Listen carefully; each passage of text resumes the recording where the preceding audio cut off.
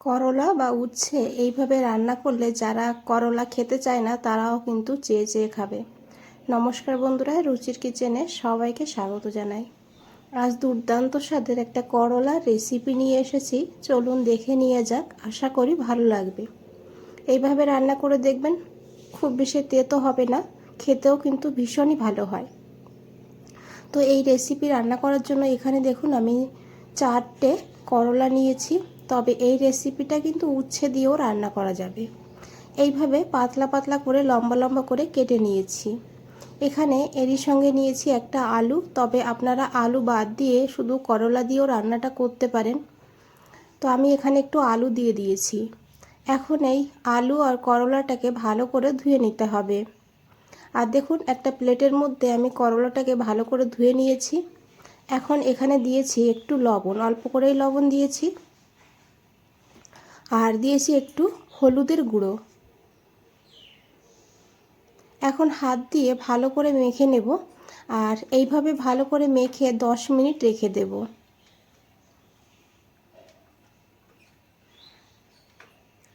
তো দেখুন খুব ভালো করে মেখে নিয়েছি, এখন এইভাবে রেখে দেবো 10 মিনিট।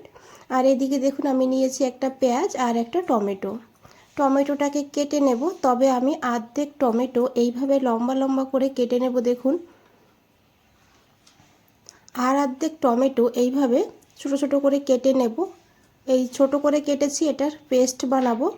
আর পেঁয়াজটাকেও কিন্তু একইভাবে কেটে নেব। কিছুটা পেঁয়াজ এখান থেকে আমি বড় বড় করে কেটে নেব এইভাবে, মানে অর্ধেক মতন পেঁয়াজ আমি কেটে নিয়েছি এইভাবে বড় করে, আর অর্ধেক পেঁয়াজ এইভাবে ঝিরিঝিরি করে কেটে নিয়েছি।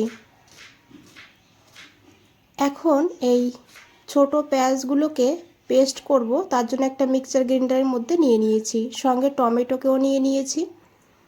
এরই সঙ্গে নিয়েছি একটা কাঁচা লঙ্কা, তবে ঝালের পরিমাণ আপনারা আপনাদের টেস্ট মতন নেবেন।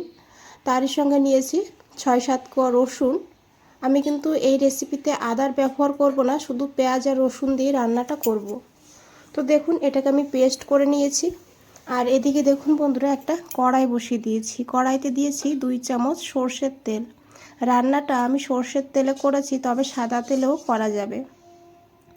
তেলটাকে খুব ভালো করে গরম করে নিয়েছি, তারপরে সেই উচ্ছে বা করলাগুলোকে নিয়ে নিয়েছি। এখন হাত দিয়ে চেপে চেপে এইভাবে কিছুটা জল বের করে ফেলতে হবে। এইভাবে জল কিছুটা বের করে নিলে অনেকটা কিন্তু তেতো কম লাগে। অনেকে জানেন, আবার যারা জানেন না তাদের জন্য আরেকবার বলে দিচ্ছি। তো এইভাবে আমি সব উচ্ছেগুলোকেই কিন্তু চেপে চেপে জলটা বের করে ফেলেছি। দেখুন কতটা জল বেরিয়েছে। এই জলটা কিন্তু রান্নার কাজে ব্যবহার করব না, ফেলে দেব। এখন মিডিয়াম ফ্লেমে উচ্ছেটাকে ভালো করে ভেজে নিতে হবে। এইভাবে ভালো করে ভাজা হলেও অনেকটা তেতো কম লাগে। তো দেখুন বন্ধুরা, এখানে করলা ভাজা হয়ে গিয়েছে। আর এখন এই করলাটাকে তুলে নিতে হবে।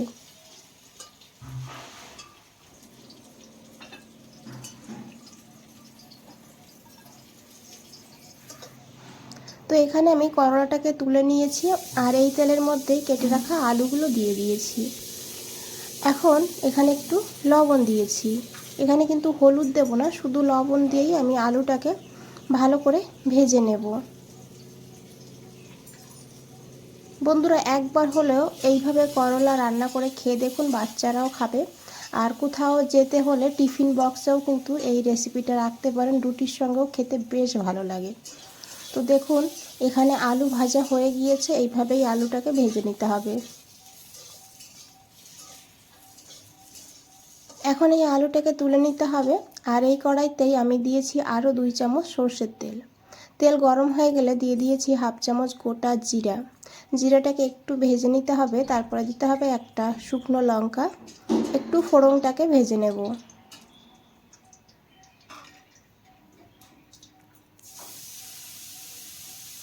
তারপরে এখানে দেখুন সেই বেটে রাখা মশলাটা দিয়ে দিয়েছি।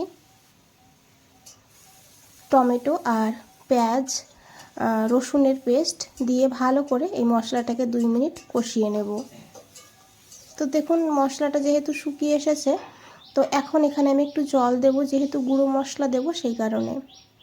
দিয়েছি প্রথমেই লবণ পরিমাণ মতন, তবে খেয়াল রাখবেন উচ্ছে আলু ভাজার সময়ও লবণ দিয়েছিলাম।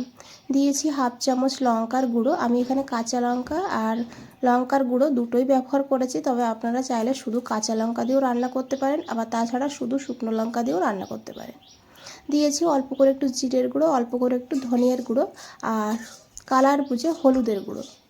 এখন ভালো করে মিশিয়ে নেব আর মশলাটাকে 2 মিনিট ভালো করে কষিয়ে নেব। মশলাটা কিন্তু ভালো করে কষানো হলে রান্নার স্বাদটা অনেকটা বেড়ে যাবে, তাই মাঝে মাঝে এইভাবে অল্প করে গরম জল দিয়ে মশলাটাকে ভালো করেই কষিয়ে নিতে হবে।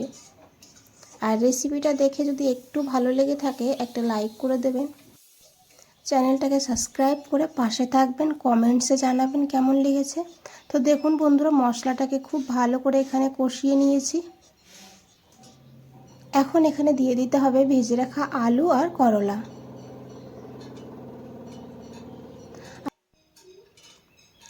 আর তারপরে খুব ভালো করে একটু মিশিয়ে নিতে হবে। তারপরে এখানে দিয়ে দিতে হবে সেই কেটে রাখা পেঁয়াজ আর সেই কেটে রাখা টমেটো, যেগুলো বড় করে কেটে রেখেছিলাম।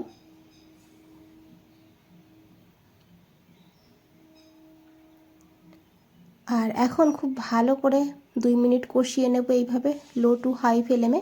তো এখানে আমি একটুখানি জল দিয়ে দিয়েছি, যেহেতু মশলাটা শুকিয়ে গিয়েছে সেই কারণে, না হলে নিচে লেগে যেতে পারে।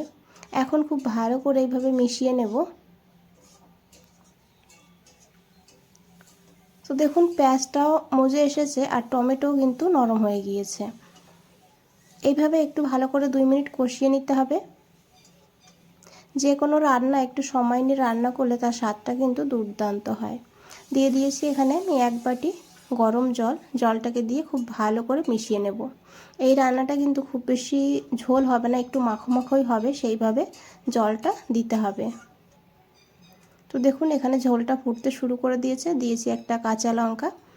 আর তারপরে ঢাকা দিয়ে 5-6 মিনিট রান্না করব লো টু হাই ফ্লেমে। 6 মিনিট পর ঢাকনাটা সরিয়ে নিয়েছি। তো দেখুন বন্ধুরা কতটা লোভনীয় লাগছে দেখতে। এখন একবার খুব ভালো করে মিশিয়ে নেব। তারপরে এখানে আমি হাফ চামচ চিনি দেব। তবে চিনিটা পুরোপুরি অপশনাল, আপনারা দিতে না চাইলে নাও দিতে পারেন। চিনিটাকে দিয়ে খুব ভালো করে মিশিয়ে নেব আর 1-1.5 মিনিট এইভাবেই লো ফ্লেমে রান্না করব। তারপর এখানে একটু ধনেপাতা দিয়ে নামিয়ে নেব। খেতে কিন্তু দুর্দান্ত হয়, একবার হলেও বানিয়ে দেখুন এইভাবে, তারপরে আমাকে জানান কেমন লেগেছে। বন্ধুরা আজ তাহলে এই পর্যন্তই, ফিরে আসছি নতুন কোনো রেসিপি নিয়ে। ভালো থাকবেন, সুস্থ থাকবেন, সবাইকে অনেক অনেক ধন্যবাদ এত সময় ধৈর্য ধরে রেসিপিটা দেখার জন্য।